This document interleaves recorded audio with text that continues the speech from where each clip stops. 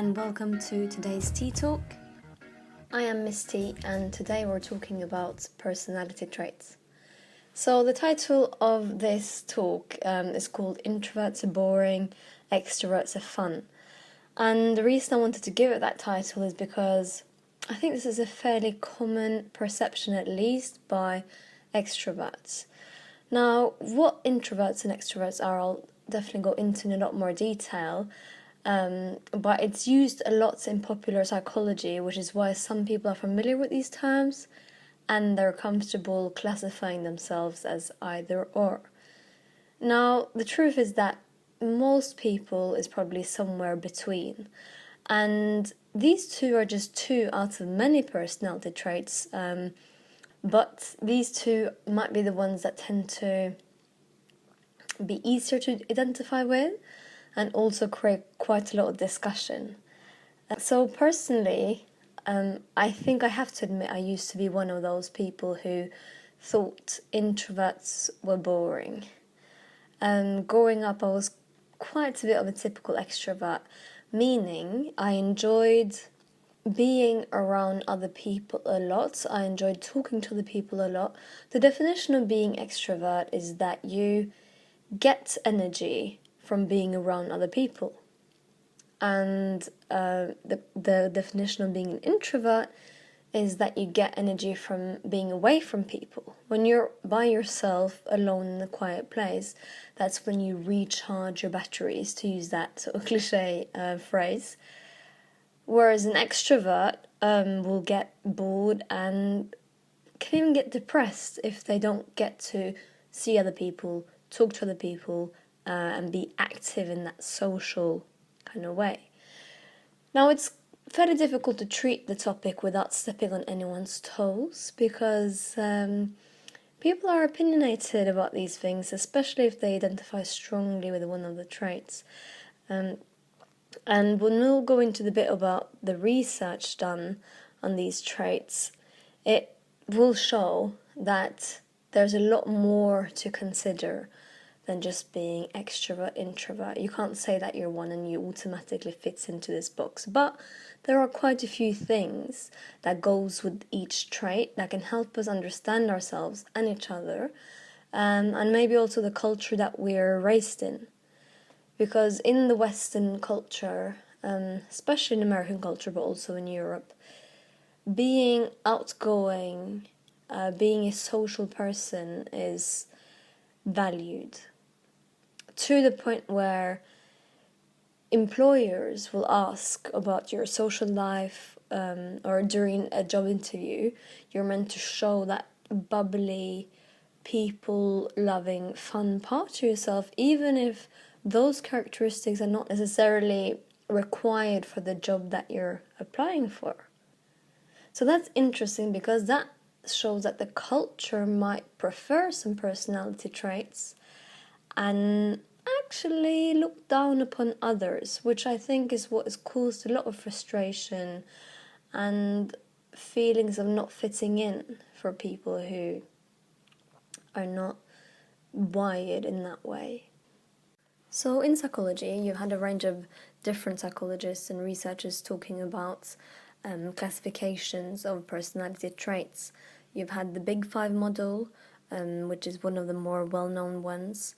You've got Eysenk's 3-factor model. You've got Cattell's 16-factor model.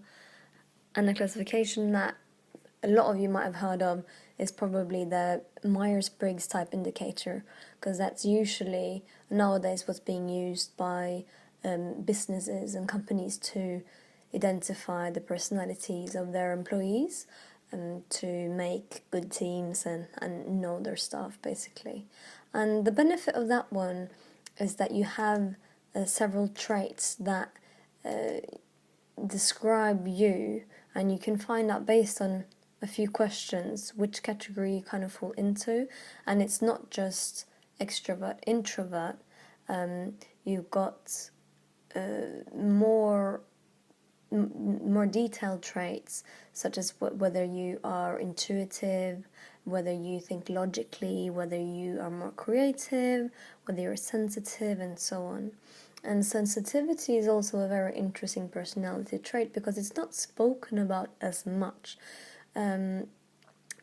More and more people are becoming aware of this idea of being sensitive or highly sensitive. And that too is something that has been confused with other things for a very long time. And this is one of the pitfalls of psychology, is that you can never describe things. The truth is never complete in a sense. There's always more research to be done. There's always new things to discover and to understand. And so when we get used to using these really harsh categories, what happens is that if there's something that we observe that we can't classify, we tend to think, so there's something wrong here. There's something wrong with this person.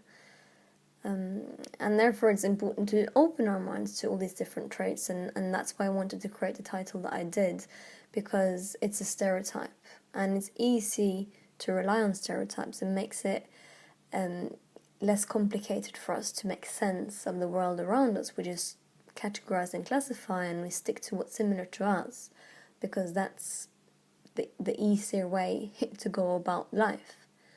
However, you might end up excluding people from your life, or excluding experiences, or missing out on important things because your mind is not open to it, and you also have people suffering. So let's say the combination of being introverted and sensitive. Now, people growing up being very sensitive and also enjoying spending a lot of time on their own, they can have been giving diagnoses of autism, of different psychological disorders, when really this is just part of their natural personality, and there are a range of benefits coming with those traits. But because psychology hasn't been able to provide all the answers, not for professionals and not for everyday people, many have been misdiagnosed, which will continue to happen. It's one of the more difficult things in psychology. But anyway, this is not about diagnosis. This is just to understand that we are so different, and we are so colored by the culture that we're in, more than we can see, most of us anyway. So we might say that, of course, this is how you should be. But then if you go to another country, if you go to a typical maybe East Asian culture, it's seen differently. And for instance, in Japan, a child who's very sensitive, intuitive, introvert, quiet, might take a long time to make decisions, might be very thorough, might be a bit slow to speak, might be a bit withdrawn. They are actually more likely to be favored by their peers. And so that shows quite a lot, because in a Western society, they would maybe have been classified as weirdos. So let's talk a little bit more about specific research on these traits. As I mentioned, there are quite a few models and approaches to personality, and many different traits have been proposed. There is agreement specifically about the introversion-extroversion distinction, but there's also agreement around other bigger traits, like the ones that belong to the Big Five model, such as openness, conscientiousness, extroversion, as I mentioned, agreeableness, and neuroticism. And those are what you call higher order traits, and then you have detailed traits within those traits again, such as being reflective versus intellectual, tidy versus careless, open versus secretive, and so on. And this is where more of the variation comes in, and these are not as clearly agreed upon. But what research has shown is that some, especially those higher order traits, are stable over time, and they manifest quite early in life actually, which is why you'll have parents who can look at their children and see that the siblings have pretty strong personalities that influence their choices from a very early age. And although we all change a lot and we develop, personality is there. It might not always be expressed in line with, I guess, our true nature, either because we're trying to fit into a certain society, or we have circumstances in our life such as, depression or other issues that in a sense overshadow our personality. So someone who's extrovert might be depressed and therefore not show a lot of those extrovert traits because they want to be in all the time. But that's not to say that that's their personality trait, that's circumstances. And reversely, you can be an introvert but be pushed to be social quite a bit, and although you might find it really draining, it kind of disguises what your natural inclination is. So they start fairly early in life, they're stable, and that is shown by many different researchers.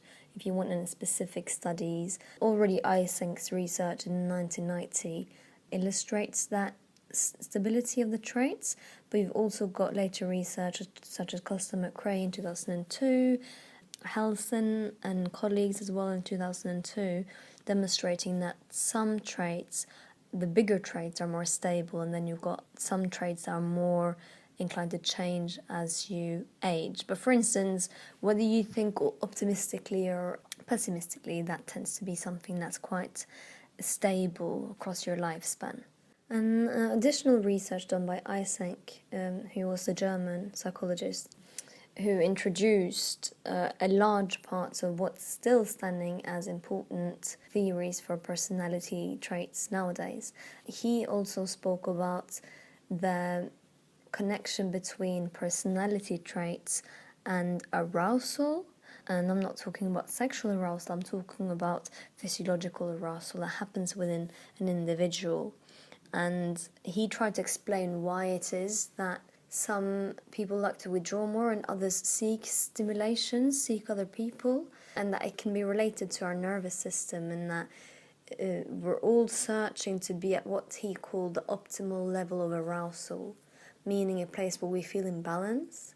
And some people search for more things to happen, more people to talk to, more action to reach their comfortable level, whereas others need to withdraw and be by themselves and have less noise, less activity, just less things going on to be at their optimal level of arousal. So that's pretty important because that ties in with being sensitive as well. Some research indicates that people who feel that they're particularly sensitive, it can be to other people, to noises, to smell.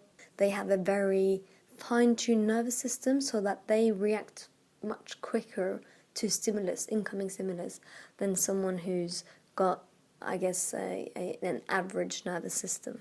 So, while there are people who might think, why should we classify ourselves and others in this way? Why do you always have to put things into a category?